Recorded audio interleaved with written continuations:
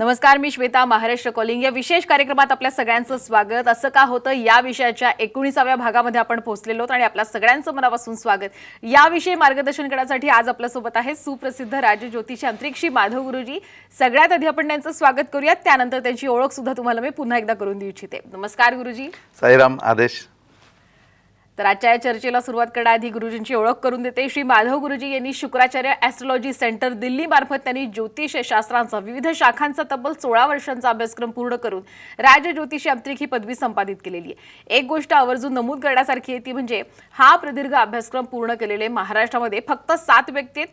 श्री माधव गुरुजी हे त्यापैकीच एक आहेत. श्री माधव गुरुजी हे रायगड जिल्ह्यातील असून त्यांच्या घराण्याला ज्योतिष विद्याशास्त्रांची 7 पिढ्यांची परंपरा आहे आणि श्री माधव गुरुजी हे 7वे वंशज असून हे कार्य आणि ज्योतिष शास्त्राची ही परंपरा, घराण्याची परंपरा खूप छान पद्धतीने ते पुढे चालवतात. तसंच श्री माधव गुरुजी हे कायद्याचे पदवीधर सुद्धा आहेत.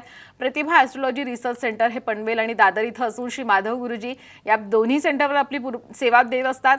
श्री माधव गुरुजी यांना भेटण्यासाठी आपण पनवेल या सेंटरवर सोमवार, मंगळवार, शुक्रवार या 3 दिवशी आणि प्रत्येक शनिवारी आणि रविवारी शिवाजी पार्क दादर इथं आपण गुरुजींना भेटू शकता. तसंच श्री माधव गुरुजी यांचं मार्गदर्शन आता आपल्याला पुण्यात सुद्धा लाभणार आहे. 1 सप्टेंबर 2024 ही तारीख लिहून घ्या आणि गुरुजींना भेटण्यासाठी खाली जो क्रमांक दिलाय त्यावर नक्कीच संपर्क साधा आणि आपली अपॉइंटमेंट बुक करू शकता. याशिवाय नर्मदा परिक्रमा, चारधाम यात्रा अशा विविध धार्मिक यात्रा श्री माधव गुरुजी नियोजित करत असतात. तर आपण याचा सुद्धा लाभ घेऊ शकता. स्वतः श्री माधव गुरुजी यांच्यासोबत आध्यात्मिक साधनेसहित तुम्ही धार्मिक यात्रेचा लाभ घेऊ शकता. त्यासाठी सुद्धा खाली जो क्रमांक दिला त्यावर नक्कीच संपर्क साधा. तसंच गुरुजींचं आणखी एक वैशिष्ट्य आहे ते म्हणजे गुरुजींची राधेय फाउंडेशन नावाची बहुउद्देशीय ट्रस्ट आहे आणि गुरुजींचं शिक्षण क्षेत्रात योगदान मोठं आहे. बाबा इंटरनॅशनल नावाची CBSE स्कूल कर्जत इथे आणि गुरुजी त्याचे प्रेसिडेंट सुद्धा आहेत. चला तर मग आजच्या या विशेष कार्यक्रमाला आपण सुरुवात करूयात. असं का होतं गुरुजी, खूप छान प्रतिसाद आपल्या या कार्यक्रमाला, या विषयाला लाभतोय आणि 19व्या भागात आपण पोहोचलेलो आहोत. आता आजचा थोडा प्रश्न वेगळा आहे. म्हणजे आपल्याला अनेक प्रेक्षकांनी प्रश्न पाठवले, त्यातला हा एक प्रश्न आहे की व्यवसाय व्यापार सगळं उत्तम आणि सुरळीत आहे पण तरी हातात पैसा येत नाही, असं एका प्रेक्षकाने खरं तुम्हाला विचारायला सांगितलेलं आहे. तर काय यामागचं कारण आहे आणि उपाय पण काही सांगणार का? प्रश्न मॅडम खूप चांगला आहे. कारण सर्वात पहिली गोष्ट म्हणजे लक्ष्मी कुणाकडेच टिकत नाही, म्हणजे पैसे कुणाकडेच राहत नाही, हा एक महत्त्वाचा मुद्दा आहे. परंतु हा मुद्दाही तितकाच महत्त्वाचा आहे. म्हणजे की कधी कधी असं असतं की व्यवसाय व्यापार वगैरे सगळं पूर्णपणे व्यवस्थित चाललेलं असतं, सुरळीत चाललेलं असतं, परंतु हातामध्ये पैसा अजिबात टिकून राहत नाही, म्हणजे हातामध्ये पैसाच येत नाही.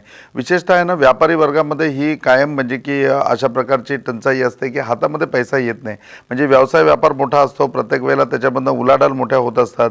आणि आपल्या व्यावहारिक भाषेमधली एक चांगली म्हण आहे, ती म्हण म्हणजे अशी की येणं खोटं आणि देणं खरं. म्हणजे की आपल्याला जे द्यायचं आहे ते आपल्याला द्यावंच लागतं आणि येणं पुढे मागे जरी झालं तरी आपण त्याच्यावरती देणं नाही थांबवू शकत. आणि मग त्याप्रमाणे जसं व्यापार व्यवसाय करत असताना किंवा घर संसार चालवत असताना ज्या गोष्टी जिथे आपल्याला देणं आहे ते आपण सगळं देऊन टाकतो आणि मग येणं आपलं रेंगाळलं की ही समस्या पूर्णपणे तुमच्या अस्तित्वामध्ये किंवा तुमच्या वाट्याला येते की त्याच्यामध्ये पूर्णपणे सगळे पैसे रोलिंगमध्ये अडकतात. म्हणजे व्यापारी माणसं म्हणतात इतका व्यवसाय चांगला आहे गुरुजी, एवढा व्यापार चांगला आहे, आज दुकानामध्ये जेवढा माल आहे तेवढं म्हणजे की भांडवल पण आपल्याकडे त्याहून जास्त आहे, याच्या व्यतिरिक्त त्याहून जास्त आपलं येणं बाकी आहे. आणि मग प्रत्येक वेळेला असं होत राहतं की हे सगळं रोलिंगमध्ये, म्हणजे की मला या व्यवसायामध्ये आता मी चालू केल्यापासून जवळजवळ 2.25 करोडचा फायदा झाला आहे, पण 2.25 करोडचा फायदा झाला आहे पण हातामध्ये किती पैसे आहेत? तर त्या 2.25 करोडमधले अगदी म्हणजे 22,500 सुद्धा हातामध्ये नाही आहेत. तर सगळे पैसे रोलिंगमध्ये राहतात, म्हणजे की ते अडकून असे राहतात की आता हे झालं की ते होईल, ते झालं की ते होईल, म्हणजे हे काम कंप्लीट झालं, ही वर्क ऑर्डर दिली की मग याचं पेमेंट येईल आणि हे पेमेंट आलं ना की एवढे पैसे हातात येतील, त्याच्यामध्ये एवढं आपलं कॉस्ट ऑफ मार्जिन आहे, फक्त एवढेच पैसे आपल्याला द्यायचे आहेत. मग कालांतराने असं होतं की ते पेमेंट सगळं आहे ते यायला डिले होतो, जो ज्याला पैसे द्यायचे असतात तो मागे लागतो आणि मग व्यावहारिक ॲडजस्टमेंट करून काहीतरी त्याला पैसे द्यावे लागतात. म्हणजे शेवटी म्हणीप्रमाणेच होतं की जे देणं आहे ते देणं आपण देऊन टाकतो आणि येणं आहे ते कुठेतरी अडकून राहतं.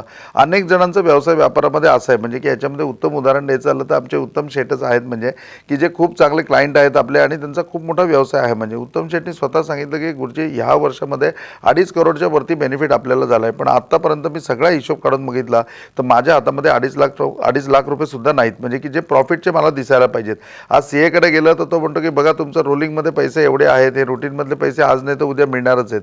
परंतु ह्याला काय समस्या, म्हणजे की प्रत्येक वेळेला आपण म्हणजे फक्त समाधान मानावं का आकडे बघून? काहीतरी तर आपल्याकडे पुंजी राहायला पाहिजे की आज 2.5 कोटीचा लाभ झाल्याच्या नंतर आपल्याकडे 2.5 लाख सुद्धा नसतील तर मग आपलं गणित कुठे चुकतं आहे?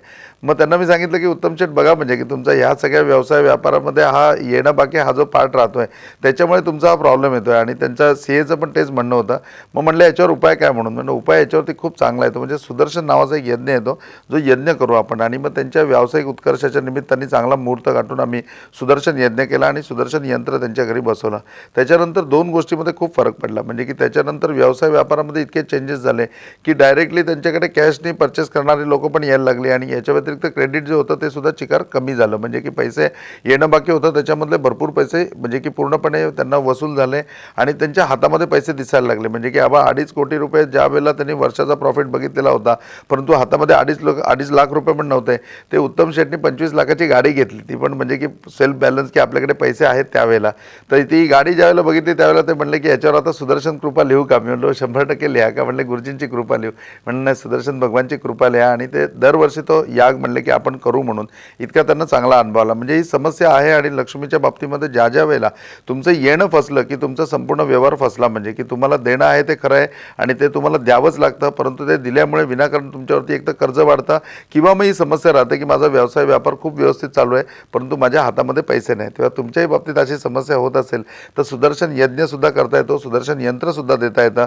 त्याचबरोबर ज्या याच्याप्रमाणे म्हणजे की तुमच्या रुटीनल कुठल्या दुसऱ्या ग्रहांमुळे सुद्धा असा प्रॉब्लेम येत असेल तर त्याच्यावरती सुद्धा डेफिनेटली उपाय आहे. याच्यामध्ये एक सर्वकार्य सिद्धी यंत्र येतं, जे यंत्र पण आपण त्याच्यामध्ये पूर्णपणे प्रस्थापित करू शकतो की जेणेकरून तुमचा व्यवसाय व्यापार तर चांगला चालेलच, त्याच्यामध्ये तर भरभराट होईलच, पण त्याचबरोबर तुमच्या हातामध्ये पण पैसे राहतील. कारण शेवटी हातामध्ये पैसे असणं ही सुद्धा एक मोठी गोष्ट आहे. म्हणजे आणि हातामध्ये पैसे असल्यानंतर जो एक कॉन्फिडन्स लेवल आपल्याला राहते किंवा जो एक आत्मविश्वास आपल्याप्रती राहतो तो खूप निराळा असतो. त्याच्यामुळे आपण आणखीन उत्कर्ष करू शकतो. अगदी बरोबर, खूप छान मार्गदर्शन केलं. हातात पैसा असेल तर सगळं काही होतं. पण एक वेगळा प्रश्न एक प्रेक्षकाने आपल्याला विचारलेला आहे की दया, माया, क्षमा, शांती, कर्तृत्व हे सगळं काही असतं, पण फुकट बोलून सगळं वाया घालवलं जातं असं बऱ्याचदा होतं. तर असं मुळात का होतं आणि मग काही उपाय पण आहेत का? मॅडम, ही म्हणजे की प्रामुख्याने समस्या स्त्रियांच्या बाबतीमध्ये येते. म्हणजे आज जर 90% स्त्रियांनी हा प्रश्न ऐकला तर त्यांच्या हा मनातला प्रश्न असेल म्हणजे प्रत्येकीच्या, की आज असं होतं की सगळा कारभार करत असताना, सगळं सांभाळत असताना सगळ्या गोष्टीमध्ये म्हणजे की त्यांच्यामध्ये कर्तृत्व चांगलं आहे, कुठलीही जबाबदारी घेतात ती जबाबदारी त्या पूर्णपणे पार पाडतात, त्या जबाबदारीच्या पाठीमागे कुठे मागे हटत नाही. कर्तृत्व त्यांचं चांगलं आहे की ज्या गोष्टीचा त्यांनी स्वीकार केला की नाही मला हे करायचं ते सुद्धा ते पूर्णपणे पार पाडतात. घरामध्ये अगदी म्हणजे की सासू सासऱ्यांपासून ते स्वतःच्या मुलापर्यंत प्रत्येकाचे लाड पुरवले जातात, प्रत्येकाची सेवा केली जाते.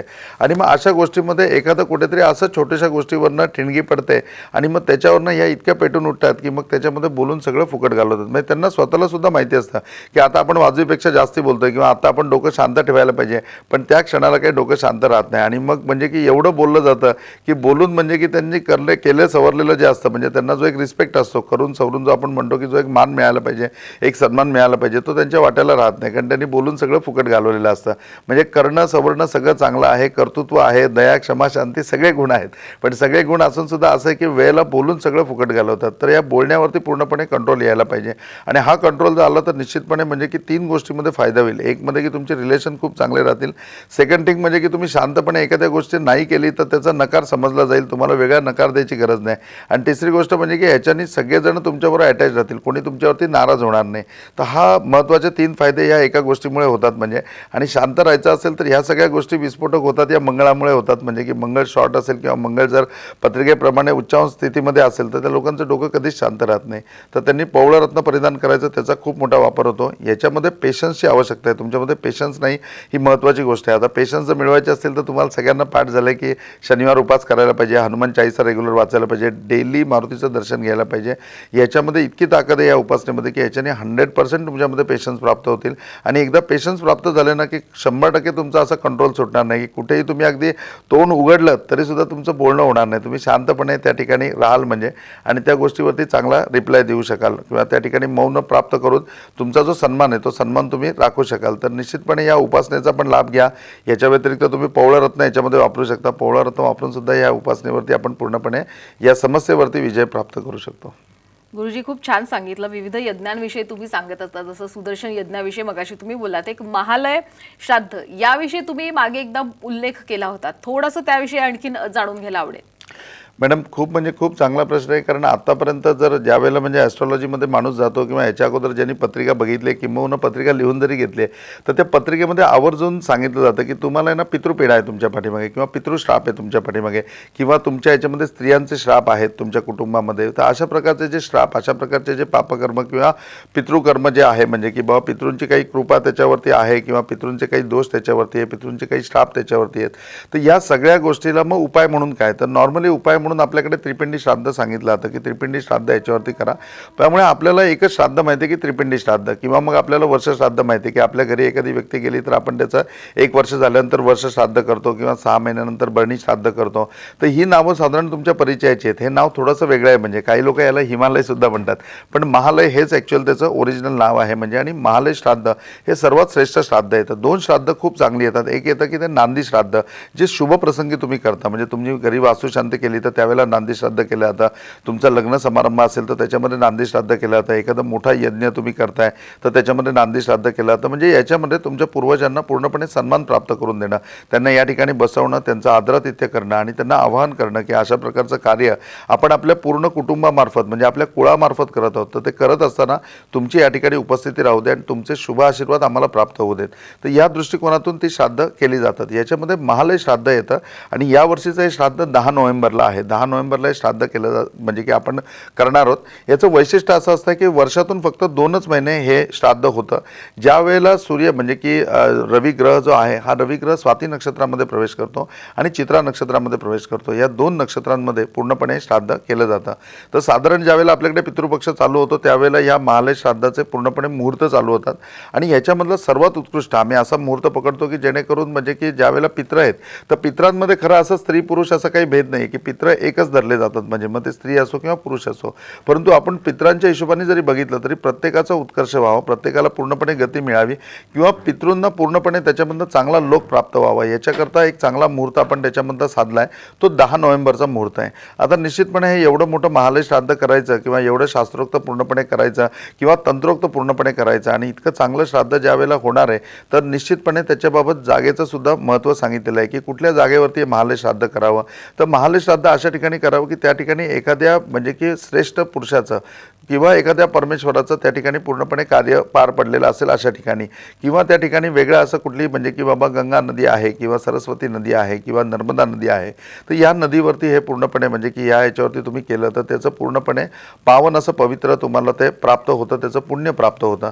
तर त्याच्यामध्ये प्रॉपरली महालय श्राद्ध करत असताना आपण ते सोमनाथला करतो का, तर सोमनाथला आपल्याला सगळ्यांना माहिती आहे की त्रिवेणी संगम त्या ठिकाणी आहे, म्हणजे हिरण्य, त्याच्यानंतर सरस्वती आणि कपिला या तिन्ही नदींचा संगम त्या ठिकाणी आहे. आणि कृष्णाचं पिंडदान त्या ठिकाणी अर्जुनाने केलेलं होतं. म्हणजे कृष्णाने अशी मरताना शेवटला इच्छा म्हणजे अंतिम श्वास ज्यावेळेला कृष्णाने देहस्वरूप असताना घेतला त्याच्या वेळेला इच्छा व्यक्त केली की माझं जे श्राद्ध आहे ते माझं पिंडदान जे आहे ते अर्जुनाच्या हाताने करावं, कारण त्यावेळेला अर्जुन तिथे उपस्थित नव्हता. तर त्याचं दुःख थोडं हलकं व्हावं म्हणून कृष्णाने ही अगदी शेवटचा श्वास घेताना इच्छा व्यक्त केली की माझं पिंडदान माझ्या मुलांनी कोणी करू नये तर ते अर्जुनाने करावं. आणि अर्जुनाने त्या ठिकाणी मग कृष्णाचं पिंडदान म्हणजे कृष्ण देहस्वरूप ज्या वेळेला अस्तित्वातून गेले त्याच्या वेळेला त्यांचं देहस्वरूप अस्तित्व मिटल्यानंतर त्यांचं जे पूर्णपणे दशक्रिया विधी केला आणि पिंडदान केलं ते पूर्णपणे त्या ठिकाणी त्रिवेणी संगमावर केलं. आणि अगदी त्याच जागेवरती आपण पूर्णपणे हे महालय श्राद्ध पार पाडतो की जेणेकरून तिथे स्थानाचं महत्त्व आहे. दुसरी गोष्ट म्हणजे की त्रिवेणी संगम आहे, ज्या त्रिवेणी संगमावर अतिशय ते पवित्र मानलं जातं आणि त्या ठिकाणी 10 नोव्हेंबरला हा विधी पूर्णपणे संपन्न होईल. आता या महालय श्राद्धामध्ये वेगळं काय, तर आतापर्यंत आपण पित्र म्हणून कुणाला धरतो किंवा पितृ ऋण आपण म्हणतो, पितृश्राप आपण म्हणतो आणि मग आपल्याला असं वाटतं की यार आमचे पित्र काय अतृप्तच होते का, आमच्या पित्रांच्या सगळ्या इच्छाच बाकी राहिल्या का, किंवा आमच्या पित्रांचं खरोखरी पुढे काही झालंच नाही का. परंतु पित्रांमध्ये सुद्धा मोठी संकल्पना आहे, म्हणजे की आपले पित्र म्हणजे नक्की कोण, तर आपण शरीर धरताना पंचमहाभूतांचं शरीर धरतो की हे शरीर आहे पंचमहाभूतांपासून बनलेलं आहे. मग ते पंचमहाभूतसुद्धा आपली पित्र झाले, म्हणजे या निसर्गाला सुद्धा आपण काय द्यायला पाहिजे किंवा या निसर्गाप्रती आपल्याला ऋण व्यक्त करायला पाहिजे की तुम्ही जे काही आम्हाला देताय त्या सगळ्यापासून आम्ही पूर्णपणे आमचा जे काही आम्हाला ज्या उद्देशाने आमचा जन्म झाला आहे किंवा जे कार्य आम्हाला करायचं आहे किंवा ही वसुंधरा आम्ही हे सगळ्या गोष्टीचं गोष्टीचा वापर करून पूर्णपणे सजवून ठेवू आमचं अस्तित्व असताना, आणि त्याप्रमाणे तुमचं हे ऋणमुक्त होण्याकरता किंवा तुमच्याकरता एक पूर्णपणे तुमचे थँक्स मानण्याकरता अशा प्रकारचं हे श्राद्ध कर्म आम्ही या करत असताना निसर्गाकरता काही आहुती त्याच्यामध्ये दिल्या जातात.